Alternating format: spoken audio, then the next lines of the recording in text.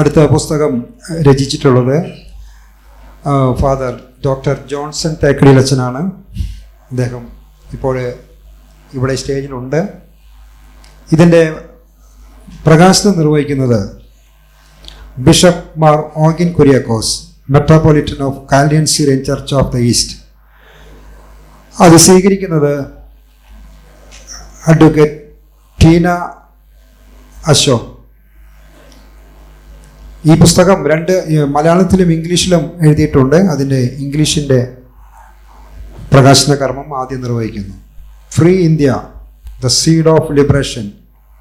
ഈ പുസ്തകം രചിച്ചത് ഫാദർ ഡോക്ടർ ജോൺസൺ തേക്കടിയിൽ. ഇതിൻ്റെ പ്രകാശനം നിർവഹിപ്പാൻ ബിഷപ്പ് മാർ ഓഗിൻ കുര്യാക്കോസ് അവരുടെ ഈ വേദിയിലേക്ക് ക്ഷണിക്കുന്നു. അത് സ്വീകരിപ്പാനായിട്ട് അഡ്വക്കേറ്റ് ടീന അശോകിനെയും ക്ഷണിക്കുന്നു.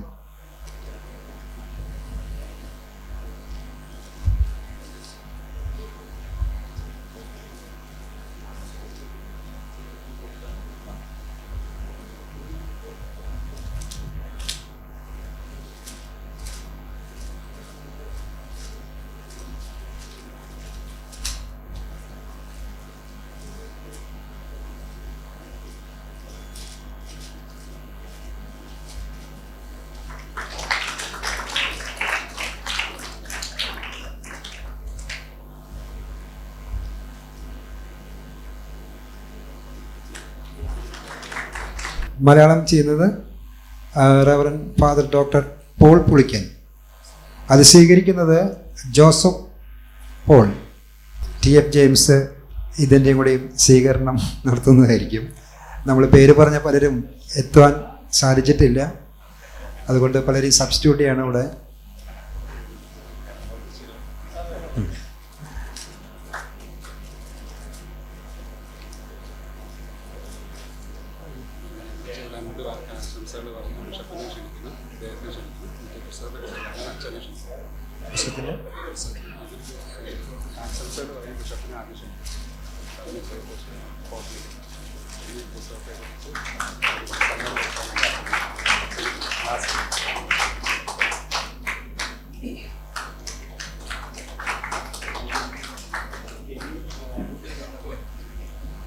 ഇതിൻ്റെ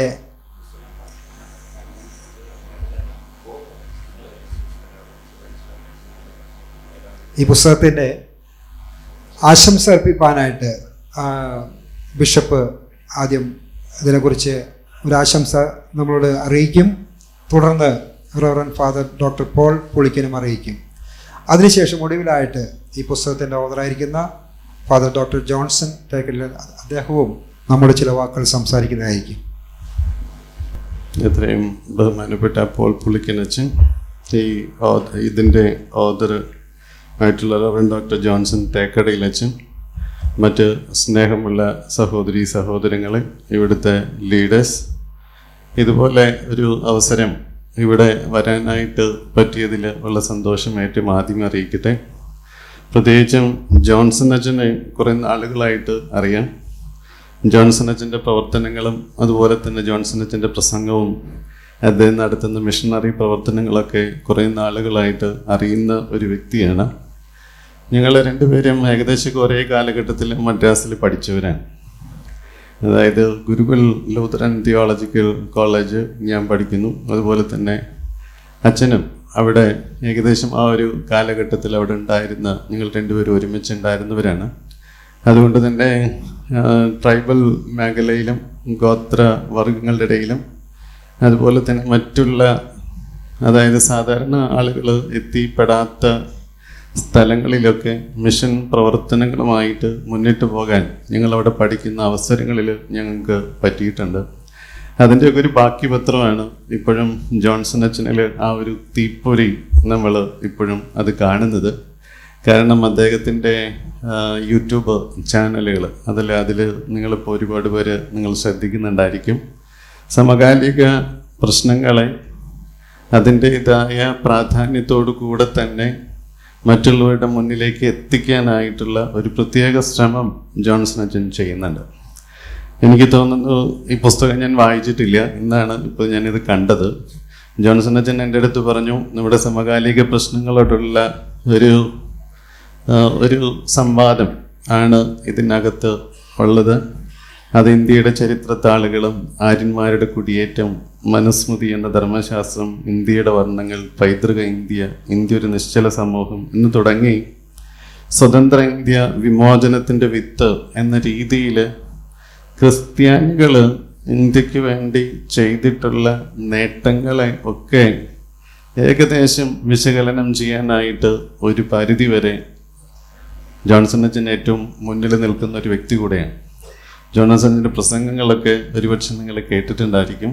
പക്ഷേ ഇപ്പം എനിക്കറിയാവുന്നിടത്തോളം ഈ അടുത്ത കാലത്ത് ബിഷപ്പ് കമ്മീഷണറി ആയിട്ട് തിരഞ്ഞെടുക്കപ്പെട്ടു.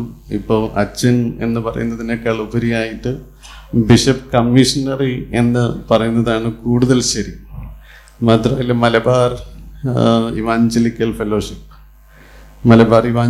ഫെലോഷിപ്പിൻ്റെ ഒരു ബിഷപ്പ് കമ്മീഷണറി ആയിട്ട് സ്ഥാനക്കയറ്റം കിട്ടി. അതുകൊണ്ട് അച്ഛൻ്റെ ആ വളർച്ചയിൽ, അച്ഛൻ്റെ ഉയർച്ചയിൽ എല്ലാവിധ ഭാവുകങ്ങളും നേരെയാണ്. ഈ യാത്ര നമ്മുടെ പിതാക്കന്മാരായിട്ട് തുടങ്ങി.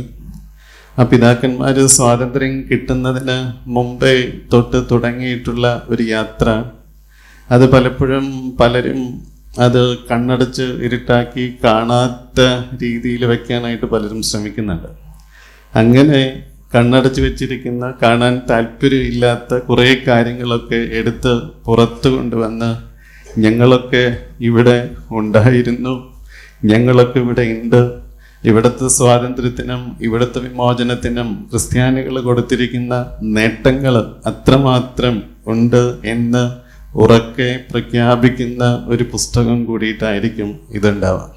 ഞാനത് മുഴുവൻ വായിച്ചിട്ടില്ല, പക്ഷേ എൻ്റെ ഒരു ഗസ് ഞാൻ അതായിരിക്കും ഇത് ചെയ്യുക. ഒരുപക്ഷെ ഇതിന് ശേഷം ജോൺസൺ അച്ഛൻ ഇതിൻ്റെ എല്ലാ ഡീറ്റെയിലും ഒരുപക്ഷെ പറയുന്നതായിരിക്കും വിശദീകരിച്ച്. ഒരുപാട് സമയം ഞാൻ എടുക്കുന്നില്ല, പക്ഷെ എങ്കിൽ തന്നെ നമുക്ക് ഇന്നത്തെ കാലഘട്ടത്തിൻ്റെ ഒരു വായന ആവശ്യമാണ്. ഇന്നത്തെ കാലഘട്ടം വായിച്ചെടുക്കാൻ കുറച്ച് ബുദ്ധിമുട്ടുണ്ട്. വിചാരിക്കുന്ന രീതിയിൽ നിങ്ങൾക്ക് കാര്യങ്ങൾ പുറത്ത് പറയാനുള്ള ബുദ്ധിമുട്ടുമുള്ള ഒരു കാലഘട്ടമാണ്. അത് നമ്മൾ കേരളത്തിൽ എന്ന് പറയുമ്പോൾ ഒരുപാട് നമുക്ക് സ്വാതന്ത്ര്യമൊക്കെ അനുഭവിക്കാൻ പറ്റും. പക്ഷേ മറ്റുള്ള സ്ഥലങ്ങളിലേക്ക് നീങ്ങി പോകുന്ന അവസരങ്ങളിൽ സ്വാതന്ത്ര്യം അത്രമാത്രം, റിലീജിയസ് സ്വാതന്ത്ര്യം, മതസ്വാതന്ത്ര്യം അത് അനുഭവിക്കാൻ പറ്റാത്ത സാഹചര്യങ്ങളുണ്ട്. ഉടുപ്പിട്ട് പോകുന്നതും അതുപോലെ തന്നെ കന്യാസിമാരായാലും ശരി, അച്ഛന്മാരായാലും ശരി, അവരുടെ ഡ്രസ്സിട്ട് പോകുന്നത്, ഓരോരുത്തരും ഇപ്പോൾ ബൈബിള് കയ്യിൽ പിടിച്ചു പോകുന്നതൊക്കെ ചില സ്ഥലങ്ങളിൽ പോയി കഴിഞ്ഞാൽ അതൊക്കെ നിർബന്ധ മതപരിവർത്തന കാരണമാകുമെന്ന് വരെ വ്യാഖ്യാനിക്കാൻ കെൽപ്പുള്ള നിയമങ്ങൾ നിർമ്മിച്ചിരിക്കുന്ന ഒരു രാജ്യത്ത് ആണ് നമ്മൾ ജീവിക്കുന്നത് എന്ന കാര്യം മറക്കരുത്. അതുകൊണ്ട് തന്നെ ഉത്തരവാദിത്തം വളരെ കൂടുതലാണ്. അതിവിടെ മാത്രമല്ല, പ്രത്യേകിച്ചും ഔട്ട്സൈഡ്, പ്രത്യേകിച്ചും ഗൾഫ് കൺട്രീസിലൊക്കെ ഞാൻ നിത്യം പോകുന്നൊരു വ്യക്തിയാണ്. ഇറാഖിലാണ് എൻ്റെ സഭയുടെ ആസ്ഥാനം, എർബിൽ. അതുകൊണ്ട് തന്നെ അവരുടെ ഇടയിലൊക്കെ വർക്ക് ചെയ്യുന്ന സമയത്തും ഇതുപോലെയുള്ള പ്രശ്നങ്ങൾ നമുക്ക് ഒരുപാട് കാണാം. അവിടെയൊക്കെ 2015-ലും 2018-ലും ഒക്കെ പോകുന്ന സമയത്ത് അവിടെയുള്ള പ്രശ്നങ്ങൾ ഇപ്പോൾ സുഡാനിൽ നടക്കുന്നതൊക്കെ നമുക്കറിയാം. അതിനേക്കാൾ അക്രമമായിരുന്നു അവിടെയൊക്കെ ഉണ്ടായിരുന്നത്. പക്ഷെ അതൊന്നും പുറത്തു പറയാനായിട്ട് ആരും ധൈര്യം കാണിക്കുന്നതായിട്ട് കാണുന്നില്ല. അങ്ങനെയൊക്കെ ചില വേറിട്ട ശബ്ദങ്ങളായിട്ടാണ് ഇതുപോലെയുള്ള ബുക്കുകളൊക്കെ വരുന്നത്. അങ്ങനെ ഒരു വേറിട്ട ശബ്ദമായിട്ട് ഈ ബുക്കും വരട്ടെ. മാത്രമല്ല കൂടുതൽ പ്രചോദനപ്രദമായ ബുക്കുകൾ എഴുതാനും പഠനങ്ങൾ നടത്താനും അച്ഛന് കഴിയട്ടെ.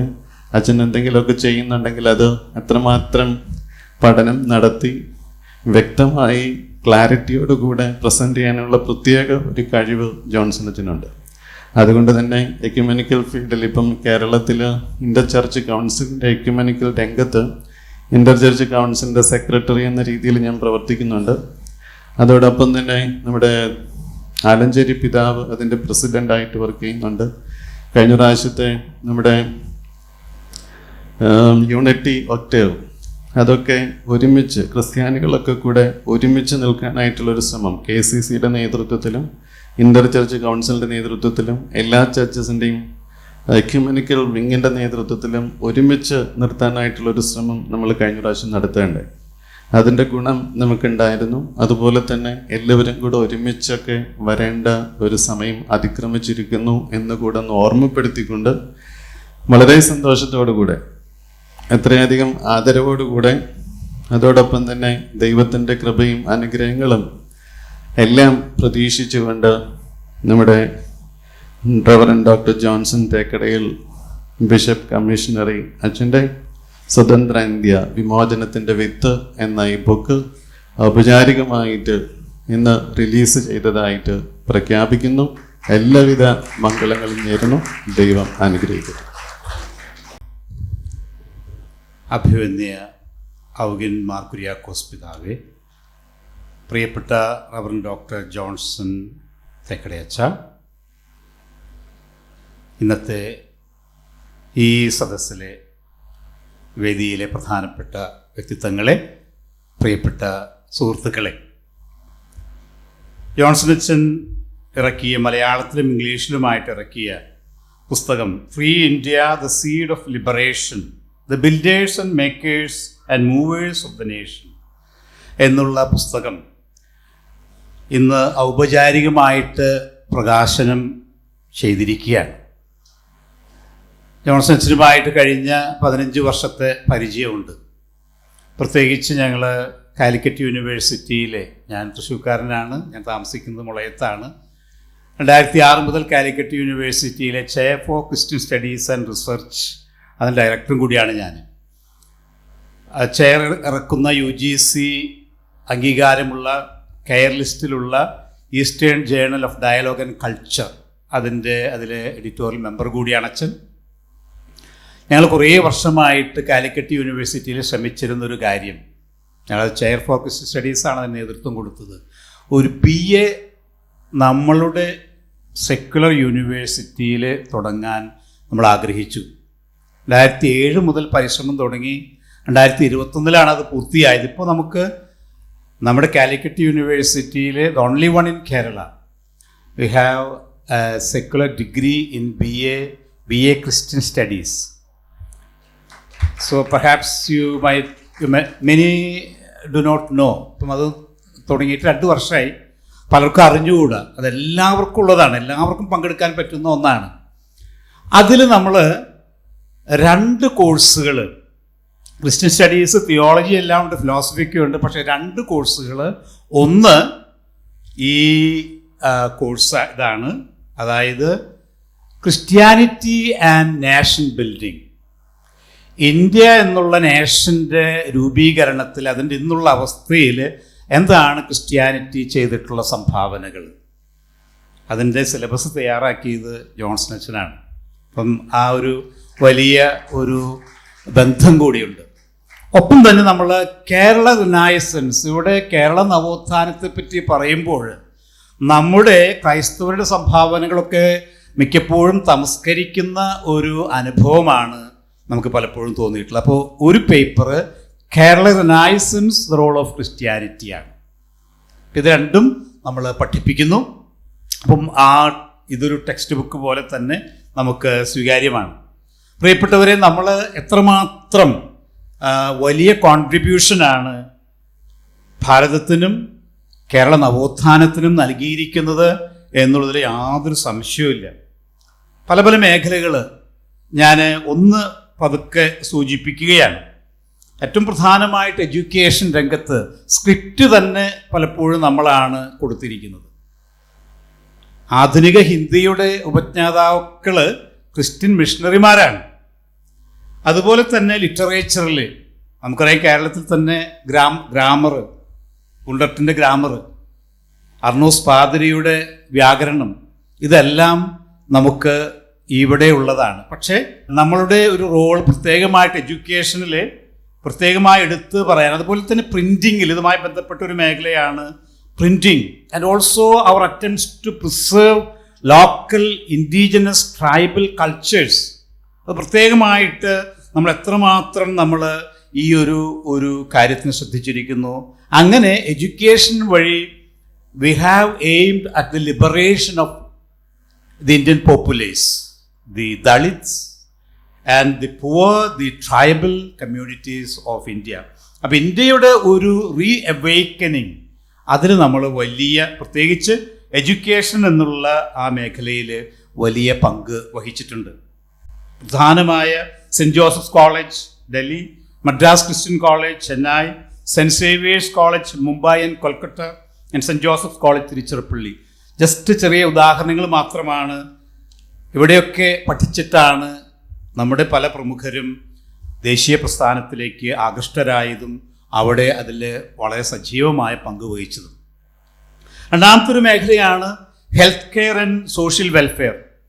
2009 ക്രിസ്ത്യൻ ചെയർ ഒരു 2 ദിവസത്തെ സെമിനാർ യൂണിവേഴ്സിറ്റിയിൽ തന്നെ നടത്തി, contribution of church to Kerala re awakening.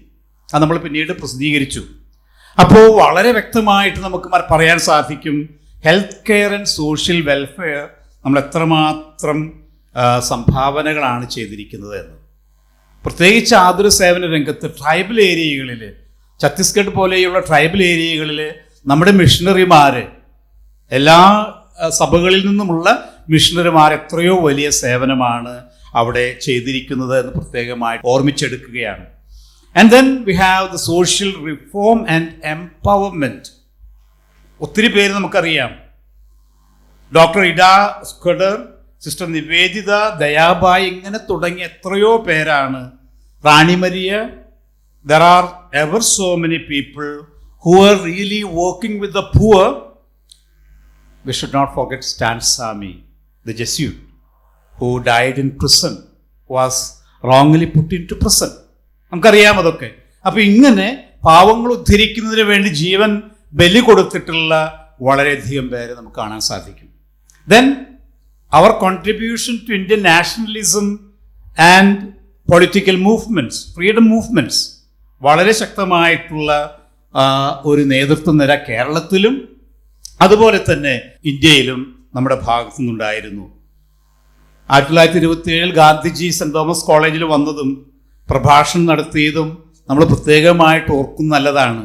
ഞാനിങ്ങനെ പരമ്പരാഗതമായ ഒരു ചിന്ത, ക്രിസ്ത്യാനികൾ ചിലരെങ്കിലും ഫ്രീഡം മൂവ്മെൻറ്റിനെ അത്ര ശക്തമായിട്ട് അനുകൂലിച്ചിരുന്നില്ല എന്നുള്ളൊരു വാദമുഖം ചില സ്ഥലങ്ങളിൽ നിന്ന് വരുന്നത് നിങ്ങൾ കേട്ടിട്ടുണ്ടാവും. ഉണ്ടായിരിക്കാം ചുരുക്കം ചില കേസുകളിൽ. പക്ഷേ നമ്മൾ ഭൂരിഭാഗവും ദേശീയ പ്രസ്ഥാനത്തോട്, സ്വാതന്ത്ര്യ സമരത്തോട് എപ്പോഴും താതാത്മ്യപ്പെട്ടിരുന്നവരാണ്. ഗാന്ധിജി സെൻറ് തോമസ് കോളേജിൽ വന്നു തന്നെ ഏറ്റവും വലിയ ഉദാഹരണം. അവിടെ അധ്യാപക വിദ്യാർത്ഥി സമൂഹത്തെ അഭിസംബോധന ചെയ്ത് ഗാന്ധിജി പ്രസംഗിച്ചത് നമുക്കറിയാം. അങ്ങനെ എത്രയോ പേരാണ് ഈ ദേശീയ പ്രസ്ഥാനത്തിൽ, സ്വാതന്ത്ര്യ സമരത്തിൽ ഒക്കെ വളരെയധികം ശക്തമായിട്ട് മുന്നിട്ട് വന്നിരുന്നത്. അതുപോലെ തന്നെ നമ്മൾ യൂണിറ്റി ഇൻ ഡൈവേഴ്സിറ്റി, അത് ഈ ഭൂമിയിൽ, ഈ ഭാരതത്തിൽ, നമ്മുടെ കേരളത്തിലൊക്കെ വീണ്ടും വീണ്ടും കൊണ്ടുവരാനായിട്ട് വളരെ ശക്തമായ പങ്ക് വഹിച്ചിട്ടുണ്ട് എന്നുള്ളത് നമുക്ക് മനസ്സിലാക്കാൻ സാധിക്കും. പക്ഷേ നമുക്ക് നമ്മളെപ്പറ്റി തന്നെ പറയാൻ പേടിയാണ്. നമ്മളെപ്പറ്റി തന്നെ പറയാനായിട്ട് ലജ്ജയാണ്. നമ്മൾ പറഞ്ഞില്ലെങ്കിൽ നമ്മളെന്നും തമസ്കരിക്കപ്പെടും. നമ്മളുടെ കാര്യങ്ങൾ വിദ്യാലയ ടെക്സ്റ്റ് ബുക്കുകളിൽ വരണമെങ്കിൽ നമ്മൾ ആക്റ്റീവായിട്ട് തന്നെ നിൽക്കണം. അപ്പോൾ അതുകൊണ്ട് ഞാൻ പ്രായോഗികമായിട്ട് പറയുക, ഈ ക്രിസ്ത്യൻ സ്റ്റഡീസ് വളരെ കുറച്ച് പേരാണ് ഇപ്പോൾ വന്നിട്ടുള്ളത്. പ്രോഗ്രാം നടക്കുന്നുണ്ട്. പക്ഷേ ഇത് ഇൻ്റർ ഡിനോമിനേഷണലായി എല്ലാവരുടെയും സപ്പോർട്ടോടു കൂടി നടക്കേണ്ട ഒരു കാര്യമാണ്. കൂടുതൽ പേര് വരും എന്ന് ഞാൻ പ്രത്യാശിക്കുകയാണ്. ഈ പറഞ്ഞ കാര്യങ്ങളൊക്കെ ഞാൻ വിചാരിക്കുന്ന ഏറെക്കുറെ ഇതിലാണ്. ഞാൻ പെട്ടെന്ന് മറച്ചു നോക്കിയപ്പോൾ ജോൺസൺ അച്ഛൻ്റെ പുസ്തകത്തിലുണ്ട്. അച്ഛൻ ദീർഘനാളുകളായിട്ട് ക്രിസ്ത്യാനിറ്റിയുടെ legacy to India and to Kerala, അത് വളരെ ശക്തമായിട്ട് ഈ മേഖലകളിലൊക്കെ തന്നെ വളരെ വ്യക്തമായിട്ട് പഠിക്കാനും അത് പ്രചരിപ്പിക്കാനും പ്രത്യേകിച്ച് പുസ്തക രൂപത്തിലാക്കി നമ്മുടെ യൂണിവേഴ്സിറ്റികളിലും നമ്മുടെ വിദ്യാലയങ്ങളിലും ഒക്കെ എത്തിക്കാനും അച്ഛൻ നടത്തുന്ന വലിയ പരിശ്രമങ്ങൾക്ക് നമ്മുടെയൊക്കെ വലിയ ഒരു കയ്യടി നമ്മൾ കൊടുക്കേണ്ടത് ആവശ്യമാണ് എനിക്ക് തോന്നുന്നു.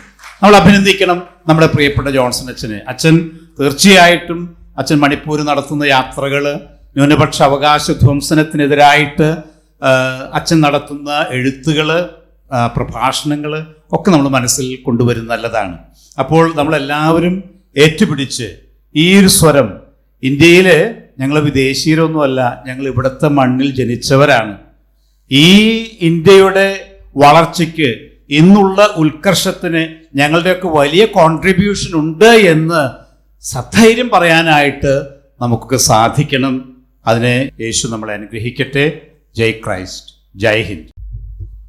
ഏറ്റവും ആദരണീയനായ മാർ ഔഗൻ കുര്യാക്കോസ് മെത്രാപ്പോലിത്ത, ഞാൻ ഏറ്റവും അധികം സ്നേഹിക്കുകയും ആദരിക്കുകയും ചെയ്യുന്ന എൻ്റെ ഏറ്റവും അടുത്ത സ്നേഹിതനായിരിക്കുന്ന ബഹുമാനപ്പെട്ട പോൾ പുളിക്കനച്ചൻ, ഈ സമ്മേളനത്തിൽ മുഖ്യപ്രഭാഷണം നടത്തുന്ന എൻ്റെ ഏറ്റവും അടുത്ത സ്നേഹിതൻ ജെറി തോമസ്, ഈ മീറ്റിങ്ങിൻ്റെ സംഘാടകരിൽ പ്രധാനിയായിരിക്കുന്ന പ്രിയപ്പെട്ട ബാലസുബ്രഹ്മണ്യൻ, അതുപോലെ അജീഷ്, പ്രഭാഷകരായിട്ട് എത്തിയിരിക്കുന്ന അനിൽകുമാർ അയ്യപ്പൻ, പാസ്റ്റർ പാണ്ടനാട്, അതുപോലെ വേദിയിലിരിക്കുന്ന എല്ലാ ബഹുമാന്യരായിട്ടുള്ള പാസ്റ്റേഴ്സ്, സ്നേഹിതരായിട്ടുള്ള പ്രിയപ്പെട്ടവർ, സഹോദരി സഹോദരന്മാരെ, ഹൃദയത്തിൻ്റെ ആഴത്തിൽ നിന്ന് എല്ലാവർക്കും ഞാനൊരു കൂപ്പുകൈ അറിയിക്കുകയാണ്. ഇന്ന് 2 പുസ്തകങ്ങൾ, രണ്ടും വ്യത്യസ്തമായ തീമാണ്.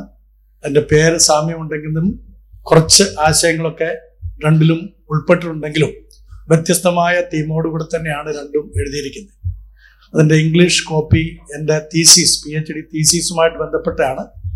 എൻ്റെ thesis the Christian impact on Indian independence, A study on social and political perspective എന്നുള്ള വിഷയമായിരുന്നു. അത് 2000 ആരംഭിച്ച് 2003 കംപ്ലീറ്റ് ചെയ്തതാണ്. കഴിഞ്ഞ 22 വർഷം എൻ്റെ മകൻ ഇന്ന് എന്നോട് ചോദിക്കുകയുണ്ടായി, പപ്പ എന്തുകൊണ്ടാണ് ഇത്രയും ദീർഘമായിട്ട് പുസ്തകം മറച്ചു വെച്ചത്? അതിനൊരു ഉത്തേജനം കിട്ടിയില്ല. അത് എഴുതാൻ ഉത്തേജനം കിട്ടിയത് ഈ തൃശ്ശൂരിലെ മീറ്റിംഗ് ക്രമീകരിച്ചതിന് ശേഷമാണ്. അതൊരു പുസ്തക രൂപത്തിലാക്കണമെന്ന് അടുത്ത സ്നേഹിതനായിരിക്കുന്ന ജെറി എന്നെ വിളിച്ചിട്ട് പറഞ്ഞു, വെച്ചാൽ തൃശ്ശൂരിൽ നടക്കുന്ന സമ്മേളനത്തിൽ അച്ഛൻ്റെ പുസ്തകങ്ങൾ രണ്ടും പ്രസിദ്ധീകരിക്കണം എന്ന് പറഞ്ഞു. അപ്പോഴാണ് എനിക്ക് ചൂടും ഉന്മേഷവും കിട്ടിയതും. അങ്ങനെ ഞാൻ അതിൽ എഴുതാനായിട്ട് അത് എഴുതി വച്ചിരുന്നത്, അത് പിന്നീട് കുറച്ചുകൂടെ ക്രോഡീകരിച്ചും വിപുലീകരിച്ചും ഒക്കെ അത് മലയാളത്തിലും ഇംഗ്ലീഷിലും ആക്കാൻ ഇടയായി. അതിൻ്റെ ഏറ്റവും പ്രധാനപ്പെട്ട 2 വ്യക്തികൾ, അവരെ സ്മരിക്കാതിരിക്കാൻ പറ്റുകയില്ല. നമുക്കൊക്കെ ഏറ്റവും സ്നേഹനിധിയായിരിക്കുന്ന ഡോക്ടർ ബാബു കെ വർഗീസ് എന്ന് പറയുന്ന, ഞാൻ അങ്കിൾ എന്ന് വിളിക്കുന്ന അദ്ദേഹമാണ് അതിൻ്റെ ഇംഗ്ലീഷ് കോപ്പി മുംബൈയിൽ ഇന്നലെ പ്രിന്റ് ചെയ്ത് ഇന്ന് ജെറിയെ ഏൽപ്പിച്ച് ഇന്നിവിടെ എത്തിച്ചത്. ഞാനും ഇന്ന് ആദ്യമായിട്ടാണ് കാണുന്നത്. ബിഷപ്പ് തിരുമേനിക്കും അതുപോലെ തന്നെ ബഹുമാനപ്പെട്ട അച്ഛനും ആ കോപ്പി കൊടുക്കാൻ വേണ്ടിയിട്ടാണ് ആദ്യമായിട്ട് ഞാനത് കാണുന്നത്. വളരെ സന്തോഷവും നന്ദിയും ഡോക്ടർ ബാബു കെ വർഗീസ് അങ്കിളിനോടും ജെറിയോടും ഞാൻ പ്രത്യേകമായിട്ട് അറിയിക്കുകയാണ്. അതിൻ്റെ മലയാളം കോപ്പി ഈ കഴിഞ്ഞ തിങ്കളാഴ്ചയാണ് തൃശ്ശൂരുള്ള എബനേസർ പ്രസിലേക്ക് അയക്കുന്നത്. അതിനോടിടയ്ക്ക് തിങ്കളാഴ്ച മുതൽ പ്രിയപ്പെട്ട ജെയിംസ് സാറ് ഊണും ഉറക്കവും ഒഴിച്ചെന്ന് വേണമെങ്കിൽ പറയാം, 1-2 പേരെ അതിനുവേണ്ടി പ്രത്യേകമായി ഡെപ്യൂട്ടി ചെയ്ത് അവരാണ് മലയാളത്തിൽ ആ പുസ്തകം ഇന്നേക്ക് സബലീകൃതമാക്കി. ഇന്നലെ കൊണ്ടാണ് അത് ബൈൻഡ് ചെയ്ത് കഴിഞ്ഞ്, ഇന്നലെയാണ് പ്രിന്റ് ചെയ്തതും ബൈൻഡ് ചെയ്തതും. അപ്പോൾ അത് രണ്ടും ഇപ്പോൾ ഹാർഡ് കോപ്പി വിൽപ്പനയ്ക്കായിട്ടില്ല. അതിൻ്റെ ഇംഗ്ലീഷ് കോപ്പി നമ്മുടെ സ്നേഹിതനായിരിക്കുന്ന KN വിപിൻ, അദ്ദേഹമാണ് എനിക്ക് ഈ കാര്യങ്ങളൊക്കെ എൻ്റെ ഓഫീസിൽ ഇതൊക്കെ ചെയ്തു തരുന്നത്. അദ്ദേഹം അത് ആമസോണിൽ അപ്ലോഡ് ചെയ്തിട്ടുണ്ട്. നിങ്ങൾക്ക് അത് അടിച്ചു കൊടുത്തു കഴിഞ്ഞാൽ കിട്ടും. $5 അതിന് വെച്ചിരിക്കുന്നത്. ഇവിടെ നിങ്ങൾക്കൊക്കെ അതിൻ്റെ ഓരോ കോപ്പി തരണം, സൗജന്യമായിട്ട് തരണമെന്ന് ആഗ്രഹം ഉണ്ടായിരുന്നെങ്കിലും സാധിക്കാത്തതിൽ ഞാൻ ഖേദിക്കുന്നു. അടുത്ത പ്രാവശ്യത്തെ മീറ്റിങ്ങിൽ തീർച്ചയായിട്ടും സൗജന്യമല്ലെങ്കിലും സഹായ നിരക്കിൽ അതിൻ്റെ വില ക്രമീകരിച്ച് തരാനായിട്ട് ആഗ്രഹിക്കുന്നു. ബഹുമാനപ്പെട്ട പോൾ പുളിക്കലച്ചനും അഭിമന്യ തിരുമേനിയും വളരെ കൃത്യമായിട്ട് ആ പുസ്തകത്തിൻ്റെ കണ്ടന്റ് എല്ലാം പറയുകയുണ്ടായി. അതുകൊണ്ട് ഞാൻ അതിലേക്ക് പോകുന്നില്ല, സമയത്തിൻ്റെ പരിമിതി കൊണ്ടും. 2 കാര്യങ്ങൾ മാത്രം സൂചിപ്പിക്കാം. ഒന്ന്, ഇന്ത്യ എന്ന് പറയുന്ന, നമ്മൾ സാധാരണ ഇന്ത്യ എന്നാണ് പറയുന്നത്. ഇന്ത്യ എന്ന് പറയുന്നത് ശരിയല്ല. ഇന്ത്യ എന്നാണ് കറക്റ്റായിട്ടുള്ള വാക്ക്. ഇന്ത്യ അതൊരു ലാറ്റിൻ പദമാണ്. ലത്തീൻ ഭാഷയിൽ നിന്നാണ് ഇന്ത്യ എന്നുള്ള വാക്കുണ്ടായിരിക്കുന്നത്. അപ്പോൾ ഇന്ത്യക്ക് തനതായിട്ട് എന്തെങ്കിലും ഉണ്ടോ എന്ന് ചോദിച്ചു കഴിഞ്ഞാൽ ഒന്നും തന്നെ ഇല്ല എന്ന് ഒറ്റ വാക്കിൽ പറയേണ്ടി വരും. കാരണം നമുക്കെല്ലാം കുടിയേറ്റക്കാരിൽ നിന്ന് ലഭിച്ചിട്ടുള്ള അനുഗ്രഹങ്ങളാണ്. നമ്മളും നമ്മുടെ പൂർവികന്മാരും എല്ലാം കുടിയേറ്റക്കാരായിരുന്നു. ഇവിടെ 4 കുടിയേറ്റങ്ങൾ നടന്നിട്ടുണ്ട്. ഞാൻ അതിനെക്കുറിച്ച് ഇപ്പോൾ പറയുന്നില്ല, അതെല്ലാം പുസ്തകത്തിലുണ്ട്. അതിനകത്ത് ആ 4 കുടിയേറ്റക്കാരും പല സ്ഥലങ്ങളിൽ നിന്ന് വന്നു. അവർ പല മേഖലകളിലായി.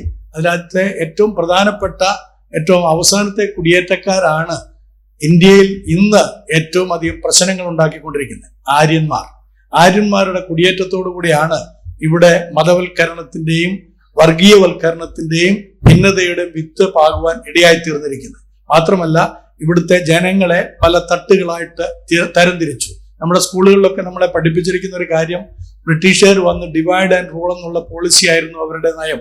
ഒരിക്കലുമല്ല. 605 നാട്ടുരാജ്യങ്ങളായിരുന്നതിനെ ഒരു രാജ്യമാക്കി തീർത്ത് ഒരു പക്ഷെങ്കിൽ ബ്രിട്ടീഷുകാർ വന്നതുകൊണ്ട് മാത്രമാണ്. അതുകൊണ്ട് തന്നെ നമ്മൾ പഠിച്ചിരിക്കുന്ന ചരിത്രം മുഴുവനും ഒന്നുകിൽ ചാരം പുരണ്ടതായിരിക്കും, അല്ലെങ്കിൽ കരി പുരണ്ടതാണ്, അല്ലെങ്കിൽ തമസ്കരിക്കപ്പെട്ടതാണ്. യഥാർത്ഥ ചരിത്രം ശരിയായിട്ട് ഇനിയും പഠിക്കേണ്ടിയിരിക്കുന്നു. ഒരുപാട് കാര്യങ്ങൾ ഇനിയും റിസർച്ച് ചെയ്യേണ്ടിയിരിക്കുന്നു. അപ്പം സാക്ഷി അപ്പോളജറ്റിക്സ് നെറ്റ്വർക്ക് കഴിഞ്ഞ കുറെ വർഷങ്ങളായിട്ട് കേരളത്തിൽ ചെയ്തുകൊണ്ടിരിക്കുന്ന, കേരളത്തിൽ മാത്രമല്ല ജെറിയുടെ നേതൃത്വത്തിൽ ഇന്ത്യയിലെ പല സ്ഥലങ്ങളിലും ചെയ്തുകൊണ്ടിരിക്കുന്നത്, ഇങ്ങനെ തമസ്കരിക്കപ്പെട്ടിരിക്കുന്ന ചരിത്രങ്ങളെ കൃത്യമായി സമൂഹത്തിന്റെ മധ്യത്തിലേക്ക് കൊണ്ടുവന്ന് എന്താണ് യഥാർത്ഥ ഇന്ത്യ, ആരാണ് ഇന്ത്യയുടെ പൈതൃകം അവകാശപ്പെടാൻ യോഗ്യരായിട്ടുള്ളവർ എന്നറിയിക്കുക കൂടിയാണ്. അപ്പോൾ ഇവിടുത്തെ പ്രവർത്തനങ്ങളിൽ ആദ്യം മുതൽ നമ്മള് 18-ാം നൂറ്റാണ്ട് മുതൽ അല്ലെങ്കിൽ 17-ാം നൂറ്റാണ്ടിന്റെ അവസാനം മുതൽ നോക്കിക്കഴിഞ്ഞാൽ ക്രിസ്ത്യൻ മിഷണറിമാരുടെ ആഗമനത്തോടു കൂടിയാണ് ഇങ്ങനത്തെ ഒരു ദേശത്തെക്കുറിച്ച് ലോകം അറിയാൻ തക്കവണ്ണം, അല്ലെങ്കിൽ ലോകത്തിൽ ഈ രാജ്യത്തിലുള്ള സാധ്യതകളെ കുറിച്ച് മനസ്സിലാക്കാൻ ഇടയായിത്തീർന്നത്. അവർ വന്ന് നമുക്ക് തന്നത് വിദ്യാഭ്യാസവും നമുക്ക് തന്നത് സാംസ്കാരികമായിട്ടുള്ള ഉയർച്ചയും മാത്രമല്ല, നമുക്ക് നമ്മളായി തീരാനുള്ള ഉയർച്ച കൂടെ ഉരുവാക്കി തന്നത് ക്രിസ്ത്യൻ മിഷണറിമാരാണ്. ഇന്ത്യയിലെ ആദ്യത്തെ സ്കൂളുകൾ നമ്മൾ പലപ്പോഴും പഠിച്ചിട്ടില്ലാത്ത കാര്യങ്ങളാണ്. 1818 നമ്മുടെ കോട്ടയം ജില്ലയിൽ, ഇന്ന് നമ്മൾ കോട്ടയം എന്ന് വിളിക്കുന്ന സ്ഥലത്ത് വള്ളത്ത് ആദ്യത്തെ അടിമപ്പള്ളിക്കൂടം ആരംഭിച്ചതും ക്രിസ്ത്യൻ മിഷണറിമാരാണ്. അതുകൂടാതെ ബംഗാളിൽ പ്രിയപ്പെട്ട വില്യം കേറിയുടെ ആഭിമുഖ്യത്തിൽ അദ്ദേഹത്തെ കുറിച്ച് മനോഹരമായിട്ടുള്ള പുസ്തകമുണ്ട്. അത് എഴുതിയിരിക്കുന്നത് വിഷ്വൽ മംഗൾവാടിയും റൂത്തുമാണ്. അത് അവൈലബിൾ ആണ്, നിങ്ങൾക്ക് നെറ്റിൽ അടിച്ചു കൊടുത്തു കഴിഞ്ഞാൽ കിട്ടും. വിഷ്വൽ മംഗൾവാടിയുടെയും റൂത്തിന്റെയും മനോഹരമായ William carry the father of modern India എന്ന് പറയുന്ന പുസ്തകം, അത് മലയാളത്തിലുണ്ട്. ദയവാണ്ട് നിങ്ങൾ എല്ലാവരും അത് വാങ്ങി വായിക്കണം. കാരണം വില്യം കേറി എന്ന് പറയുന്ന മനുഷ്യൻ ഇന്ത്യയിൽ വന്നിട്ടില്ലായിരുന്നെങ്കിൽ ഒരു പക്ഷെങ്കിൽ ഇന്ന് പല ഭാഷകളും ഉണ്ടാകുകയില്ലായിരുന്നു. ഇനി മലയാള ഭാഷയുടെ പിതാവെന്നൊക്കെ നമ്മളെ പഠിപ്പിച്ചു വെച്ചിരിക്കുന്ന, നമ്മൾ പഠിപ്പിച്ചുകൊണ്ടിരിക്കുന്ന തുഞ്ചത്തെഴുത്തച്ഛൻ, അദ്ദേഹം വട്ടെഴുത്ത് അല്ല കോലെഴുത്തിന്റെ ആശാനായിരുന്നു എന്ന് മാത്രമേ ഞാനിപ്പോ പറയുന്നുള്ളൂ. പക്ഷേ നമുക്ക് മലയാള ഭാഷ ഉരുവാക്കി തന്നത്, മലയാള ഭാഷയുടെ ഡോക്ടർ ബാബു കെ വർഗീസ് അങ്കിളിന്റെ വാക്കുകൾ കടമെടുത്തു കഴിഞ്ഞാൽ നമുക്ക് വളരെ കൃത്യമായിട്ട് പറയാൻ കഴിയും, മലയാളത്തിന്റെ വളർത്തച്ഛൻ എന്ന് പറയുന്നത് ഹെർമൻ ഗുണ്ടറ്റാണ്. അത് നമുക്ക് ഇന്ന് നമ്മുടെ ഭാഷയിൽ ഈ മലയാളം വായിക്കാൻ ഇടയാക്കി തീർക്കുന്നത് നമ്മുടെ റവറൻ ബെഞ്ചമിൻ ബെയ്ലി എന്ന് പറയുന്ന CMSന്റെ ഒരു പട്ടക്കാരനായിരുന്നു. അപ്പോൾ അവരൊക്കെ നമുക്ക് വേണ്ടി അധ്വാനിച്ചതിന്റെ അധ്വാന ഫലമാണ് ഇന്ന് നാം ഈ സാംസ്കാരികമായിട്ടുള്ള ഈ സാംസ്കാരിക തലസ്ഥാനമായിരിക്കുന്ന തൃശ്ശൂരിൽ ഇങ്ങനെ ഒരുമിച്ച് കൂടിയിരിക്കാൻ ഇടയായിത്തീരുന്നത്. കാരണം ഇവിടെ ജാതിയുടെയും വർഗത്തിന്റെയും മതത്തിന്റെയും പേരിൽ വളരെ ഭിന്നതകളും രൂപപ്പെട്ടിരുന്ന ഒരു കാലഘട്ടത്തിൽ നിന്ന് നമുക്കിന്ന് നാം എന്ന് പറയത്തക്കവണ്ണം ഒരുമിച്ച് വരത്തക്കവണ്ണമുള്ള സാധ്യതകളെ ഉരുവാക്കിയതിന്റെ ഏക കാരണം ക്രിസ്ത്യൻ മിഷണറിമാര് ഭാരതത്തിലേക്ക് കാലുകൾ വെച്ചു എന്നുള്ളതാണ്. അപ്പൊ അവരുടെ പ്രവർത്തനങ്ങളെ തമസ്കരിക്കുന്ന പ്രവണതകളാണ് ഈ നാളുകൾ നടക്കുന്നത്. ചില മാസങ്ങൾക്ക് മുമ്പ് ബഹുമാനപ്പെട്ട ബാലസുബ്രഹ്മണ്യ സാറിന്റെ നേതൃത്വത്തിൽ നമ്മുടെ ജെയിംസ് വർഗീസ് അങ്കിളും അതുപോലെ ജാൻസി മാഡവും ഞാനും കൂടെ നമ്മുടെ മുഖ്യമന്ത്രിയെയും അതുപോലെ എഡ്യൂക്കേഷൻ മിനിസ്റ്ററെയും കാണാനായിട്ട് പോയി. അവര് തിരക്കേറിയ സമയമായിരുന്നെങ്കിൽ ഞങ്ങൾക്ക് വേണ്ടി സമയം അനുവദിച്ചു. അദ്ദേഹത്തോട് നമ്മൾ ബഹുമാനപ്പെട്ട മുഖ്യമന്ത്രിയോട് ആവശ്യപ്പെട്ടത്, ഈ കേരളത്തിന്റെ ചരിത്രം പഠിപ്പിക്കുമ്പോൾ ക്രിസ്ത്യൻ മിഷണറിമാരെ കുറിച്ചുള്ള ചരിത്രം കൂടി ഉൾപ്പെടുത്താതെ ചരിത്രം പൂർണ്ണമാകുകയില്ല. അദ്ദേഹത്തിന് അത് പൂർണ്ണ ബോധ്യമായി. അദ്ദേഹം പറഞ്ഞു ചെയ്യാവുന്നതാണ്, ചെയ്യേണ്ടതാണ്. അതുപോലെ എഡ്യൂക്കേഷൻ മിനിസ്റ്ററോട് പറഞ്ഞു. അന്ന് വൈകിട്ട് SCRTയിൽ നിന്ന് വിളി വന്നു. അവർ പറഞ്ഞു 50 പേരെ സിലബസ് തയ്യാറാക്കാൻ വേണ്ടി ക്രൈസ്തവ സമൂഹത്തിൽ നിന്ന് കൊടുക്കാൻ. ഞങ്ങള് മഷിയിട്ട് നോക്കി. ജോഷുവ മാർ ഇഗ്നാത്യോസ് തിരുമേനി ഉണ്ടായിരുന്നു. തിരുമേനി KCBCയുടെ അന്നത്തെ എഡ്യൂക്കേഷന്റെ ചെയർമാൻ ആയിരുന്നു. തിരുമേനി നോക്കിയിട്ട് പോലും 5 പേരെ പോലും കിട്ടിയില്ല. അതാണ് കേരള ചരിത്രത്തെ തമസ്കരിക്കപ്പെട്ടിരിക്കുന്നു എന്ന് ഞാൻ പറഞ്ഞതിന്റെ അർത്ഥം. കാരണം ചരിത്രം അറിയാവുന്നവര് ചരിത്ര അധ്യാപകർ കൂടെ ഇല്ല എന്നുള്ളതാണ്. അപ്പൊ അതുകൊണ്ട് തന്നെ ശരിയായിട്ടുള്ള ചരിത്രം നമ്മൾ എഴുതുകയും പറയുകയും പഠിപ്പിക്കുകയും ചെയ്യണം. അറ്റ്ലീസ്റ്റ് നമ്മുടെ സ്കൂൾ തലങ്ങളിൽ പറ്റുന്നില്ല എങ്കിൽ സൺഡേ സ്കൂളിലെങ്കിലും നമ്മൾ അത് പഠിപ്പിക്കണം. എത്ര പേർക്കറിയാം ഇവിടെ ക്രിസ്ത്യൻ മിഷണറിമാരാണ് ഈ ടൈൽസ് കൊണ്ടുവന്ന് അല്ലെങ്കിൽ ഓട് നിർമ്മിക്കാനായിട്ട് ഇടയായി തീർന്നതെന്നുള്ളത്. നമ്മൾ ധരിക്കുന്ന വസ്ത്രത്തിന്റെ ഒക്കെ ഉൽപ്പത്തി ആർക്കറിയാം? കാക്കി ഇന്ന് നമ്മുടെ എല്ലാ തലങ്ങളിലും ഉദ്യോഗസ്ഥന്മാര്, പ്രത്യേകിച്ച് ഫോറസ്റ്റ് ഡിപ്പാർട്ട്മെന്റിലാണെങ്കിലും പോലീസ് ഡിപ്പാർട്ട്മെന്റിലൊക്കെ ഉപയോഗിക്കുന്ന കാക്കി, അതെല്ലാം തന്നെ ക്രിസ്ത്യൻ മിഷണറിമാരുടെ കോൺട്രിബ്യൂഷൻ ആണ്. അതിനെക്കുറിച്ച് ബ്രദർ ഫെന്നി വളരെ ശക്തമായിട്ട് പറയുന്ന ആളാണ്. അപ്പൊ ഇങ്ങനെ ക്രിസ്ത്യൻ മിഷണറിമാർ സംഭാവന ചെയ്യാത്തതായിട്ട് ഇന്ന് നമ്മുടെ നാട്ടിൽ ഒന്നും തന്നെ ഇല്ല. എന്തെങ്കിലും നമുക്കുണ്ടെങ്കിൽ അതിന്റെ എല്ലാം നാന്ദി കുറിച്ചിരിക്കുന്നത് ക്രിസ്ത്യൻ മിഷണറിമാരാണ്. അപ്പോൾ അവരെ തമസ്കരിക്കുന്ന, അവരെ വിസ്മരിക്കുന്ന ചരിത്രം യഥാർത്ഥത്തിൽ ചരിത്രമല്ല എന്നുള്ളത് നമ്മൾ അറിയണം. അപ്പൊ അതിനുള്ള ആ ചരിത്രത്തെ ഒന്ന് തപ്പിയെടുക്കാനുള്ള ഉദ്യമത്തിലാണ് സാക്ഷി ടീം മൊത്തത്തിൽ ചെയ്തുകൊണ്ടിരിക്കുന്നത്. അതിന് നേതൃത്വം കൊടുക്കുന്ന ജെറി തോമസിനെ പ്രത്യേകമായിട്ട് ശ്ലാഘിക്കുന്നു. അതോടൊപ്പം തന്നെ അനിൽകുമാർ അയ്യപ്പന്റെ ആഹാരത്തിന്റെ രാഷ്ട്രീയം എന്ന് പറയുന്ന മനോഹരമായ ഒരു പുസ്തകം അതും ഇറങ്ങുന്നുണ്ട്. ഇവിടെ ഇന്ന് പ്രകാശനം ചെയ്യുന്നുണ്ട് അല്ലേ? Okay, thank you. അപ്പൊ അങ്ങനെ ഇത് സാക്ഷി ഒരു ടീമാണ്, നമ്മൾ എല്ലാവരും കൂടെ ചേർന്നുള്ള ഒരു ടീമാണ്. നമുക്ക് നമ്മുടെ സമൂഹത്തോട് വിളിച്ചു പറയാനൊരു വലിയ സാക്ഷ്യമുണ്ട്. ആ സാക്ഷ്യം യേശുക്രിസ്തുവിന്റെ സ്നേഹം അറിഞ്ഞതായിട്ടുള്ള, യേശുക്രിസ്തുവിനെ അനുഭവിച്ചറിഞ്ഞിട്ടുള്ള വ്യക്തികളുടെ ജീവിതവും പ്രവർത്തനവും നമ്മളാക്കി ഉയർത്തിയിരിക്കുന്നു എന്നുള്ള വലിയൊരു സന്ദേശം കൊടുക്കുവാൻ നമുക്കുണ്ട്. അത് ചെയ്യാൻ തക്കവണ്ണം എല്ലാവർക്കും ഇടയാകട്ടെ. ഈ വളരെ തിരക്കേറിയ സമയത്തിനുള്ളിൽ ബഹുമാനപ്പെട്ട പോൾ അച്ഛനും അതേപോലെ തന്നെ അഭിവന്ദ്യ തിരുമേനിയും നമ്മളോടൊപ്പം ഈ പുസ്തക പ്രകാശനത്തില് ഞാൻ 2 ദിവസമായിട്ടുള്ളവരെ വിളിച്ചിട്ട്, കാരണം എനിക്ക് തന്നെ കൺഫ്യൂഷൻ ആയിരുന്നു പുസ്തകം കിട്ടുമോ ഇല്ലയോ എന്നുള്ളത്. അതുകൊണ്ട് ഞാൻ വരണോ വേണ്ട എന്നുള്ള സംശയത്തിൽ ഇരിക്കുമ്പോഴാണ് ബാലസുബ്രഹ്മണ്യൻ പറഞ്ഞത് എന്തായാലും അത് നടക്കും എന്ന് പറഞ്ഞു. അങ്ങനെ തിരുമേനിയെ വിളിച്ചു. തിരുമേനി പറഞ്ഞു ആദ്യപാല പെരുന്നാള് നടക്കുകയാണ്, 5 പള്ളികളിൽ പോകണം, എങ്കിലും എനിക്കിതിനകത്ത് താല്പര്യമുണ്ട്, ഞാൻ വരും എന്ന് പറഞ്ഞ് അങ്ങനെ തിരുമേനി സമ്മതിച്ചു. അതോടൊപ്പം തന്നെ ബഹുമാനപ്പെട്ട പോളച്ചൻ വന്ന് അത് അനാച്ഛാദനം ചെയ്യണമെന്നുള്ളത് എൻ്റെ ഏറ്റവും വലിയൊരു കൊതിയാണ്. കാരണം അച്ഛന് കേരള സമൂഹത്തിന് ചെയ്തിരിക്കുന്ന ഏറ്റവും വലിയ സംഭാവന എന്ന് പറയുന്നത് കാലിക്കറ്റ് യൂണിവേഴ്സിറ്റി, നിങ്ങൾക്കറിയാം കാലിക്കറ്റ് യൂണിവേഴ്സിറ്റിയിലെ സിൻഡിക്കേറ്റ് അംഗങ്ങൾ ആരൊക്കെയാണ്, അവിടെ എന്ത് രാഷ്ട്രീയമാണെന്നുള്ളതൊക്കെ. അതിന്റെ ഇടയിലാണ് BA ക്രിസ്ത്യൻ സ്റ്റഡീസ് എന്ന് പറഞ്ഞത് കേരളത്തിൽ മറ്റൊരു യൂണിവേഴ്സിറ്റികളിൽ സംഭവിക്കാത്ത വലിയൊരു കാര്യം സാധിപ്പിച്ചത്. അതിനുവേണ്ടി അഘോരാത്രം അധ്വാനിച്ചു. ഈ ഡയസിസ് അച്ഛനെ അതിനുവേണ്ടി നിയോഗിച്ചു. അച്ഛൻ മേരിമാത ഇൻസ്റ്റിറ്റ്യൂട്ട് ഓഫ് തിയോളജിയുടെ ഡയറക്ടറാണ്. അതോടൊപ്പം തന്നെ കാലിക്കറ്റ് യൂണിവേഴ്സിറ്റിയുടെ ക്രിസ്ത്യൻ ചെയറിന്റെ പൂർണ്ണ ഉത്തരവാദിത്വം അച്ഛന്റെ ചുമലിലാണ്. ഒരുപാട് തിരക്കേറിയ അനുഭവത്തിലും അച്ഛൻ വന്ന് ഈ കാര്യം സാധിച്ചു തന്നതിൽ വളരെ സന്തോഷവും നന്ദിയും അറിയിക്കുന്നു. രണ്ടുപേരോടും, പ്രത്യേകിച്ച് അഭിവന്ദ്യ തിരുമേനിയോടും അച്ഛനോടുമുള്ള പ്രത്യേക നന്ദി അറിയിക്കുന്നു. പ്രത്യേകിച്ച് ഞാനിവിടെ വന്നപ്പോൾ ബഹുമാനപ്പെട്ട പാസ്റ്റർ റോയ് ചെറിയാൻ എന്നെ വളരെ സ്നേഹത്തോടുകൂടെ സ്വീകരിച്ചു, ഞങ്ങളെല്ലാം സ്വീകരിച്ചു. പാസ്റ്ററുടെ ഈ മനോഹരമായ ചർച്ച്, ഈ സിറ്റിയില് ഇങ്ങനെയുള്ള ഈ ചർച്ചിൽ ഈ ഒരു മീറ്റിംഗ് ക്രമീകരിക്കാൻ അനുവാദം തന്നതിലും പ്രത്യേകമായി നന്ദി അറിയിച്ചുകൊണ്ട് വാക്കുകളെ വിരാമം കുറിക്കുന്നു. നന്ദി, നമസ്കാരം.